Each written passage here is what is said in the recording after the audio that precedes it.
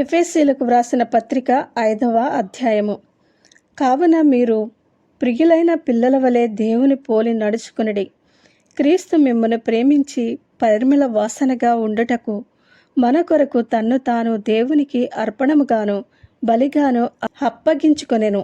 అలాగుననే మీరును ప్రేమ కలిగి నడుచుకునుడి. మీలో జారత్వమే గాని, ఏ విధమైన అపవిత్రతయే గాని, లోభత్వమే గాని వీటి పేరైనను ఎత్తకూడదు.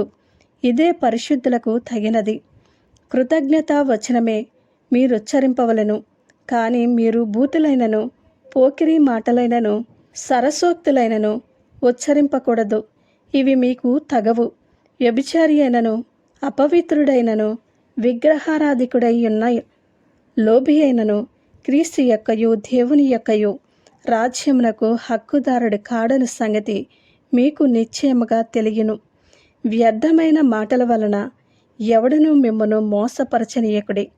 ఇట్టి క్రియల వలన దేవుని ఉగ్రత అవిధేయులైన వారి మీదికి వచ్చును గనక మీరు అట్టి వారితో పాలువారై ఉండకుడి. మీరు పూర్వమందు చీకటి అయి ఉంటిరి, ఇప్పుడైతే ప్రభువునందు వెలుగయ్యున్నారు. వెలుగు ఫలము సమస్త విధములైన మంచితనము, నీతి, సత్యమును వాటిలో కనబడుచున్నది. కనుక ప్రభువుకేది ప్రీతికరమైనదో దానిని పరీక్షించుచు వెలుగు సంబంధుల వలె నడుచుకొనుడి. నిష్ఫలమైన అంధకార క్రియలలో పాలువారయ్యుండక వాటిని ఖండించుడి. ఏలయనగా అట్టి క్రియలు చేయువారు రహస్యమందు జరిగించు పనులను గూర్చి మాటలాడుటయైనను అవమానకరమై ఉన్నది. సమస్తమును ఖండింపబడి వెలుగు చేత ప్రత్యక్షపరచబడును. ప్రత్యక్షపరచినది ఏదో అది వెలుగే కదా. అందుచేత నిద్రించుచున్న నీవు మేల్కొని మృతులలో నుండి లెమ్ము. క్రీస్తు నీ మీద ప్రకాశించునని ఆయన చెప్పుచున్నాడు. దినములు చెడ్డవి గనక మీరు సమయమును పోనీయక సద్వినియోగము చేసుకొనుచు అజ్ఞానుల వలె కాక జ్ఞానుల వలె నడుచుకున్నట్లు జాగ్రత్తగా చూచుకొనుడి. ఇందు నిమిత్తము మీరు అవివేకులు కాక ప్రభువు యొక్క చిత్తమేమిటో గ్రహించుకొనుడి. మరియు మద్యముతో మత్తులై ఉండకుడి, దానిలో దుర్వ్యాపారము కలదు.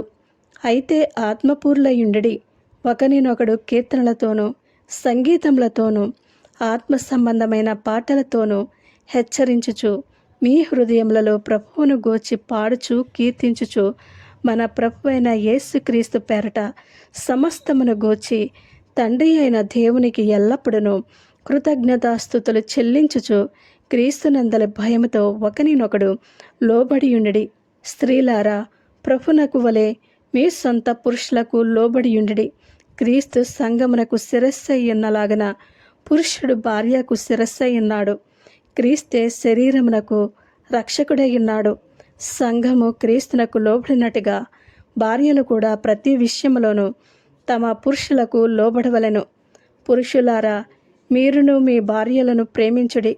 అటువలే క్రీస్తు కూడా సంఘమును ప్రేమించి అది కలంకమైనను మూడతయైనను అట్టిది మరి ఏదైనను లేక పరిశుద్ధమైనది గాను నిర్దోషమైనది గాను మహిమగల సంఘముగాను ఆయన తన ఎదుట దానిని నిలువబెట్టుకునవలనని వాక్యముతో ఉదక స్నానము చేత దానిని పవిత్రపరిచి పరిశుద్ధపరచుటకై దాని కొరకు తన్ను తాను అప్పగించుకునను. అటువలనే పురుషులు కూడా తమ సొంత శరీరముల వలె తమ భార్యలను ప్రేమింపబద్ధులై ఉన్నారు. తన భార్యను ప్రేమించువాడు తన్ను ప్రేమించుకొనుచున్నాడు. తన శరీరమును ద్వేషించిన వాడెవడనూ లేడు కానీ ప్రతివాడును దానిని పోషించి సంరక్షించుకొనును. మనము క్రీస్తు శరీరమునకు అవయవములమై ఉన్నాము కనుక అలాగే క్రీస్తు కూడా సంఘమును పోషించి సంరక్షించుచున్నాడు. ఈ హేతువు చేత పురుషుడు తన తండ్రిని తల్లిని విడిచి తన భార్యను హత్తుకొనును, వారిద్దరూ ఏక శరీరమగుదరు. ఈ మర్మము గొప్పది. అయితే నేను క్రీస్తును గూర్చియు సంఘమును గూర్చియు చెప్పుచున్నాను. మెట్టుకు మీలో ప్రతి పురుషుడును తనను వలె తన భార్యను ప్రేమింపవలెను. భార్య అయితే తన భర్త యందు భయము కలిగి ఉండునట్లు చూచుకొనవలెను. ఆమేన్.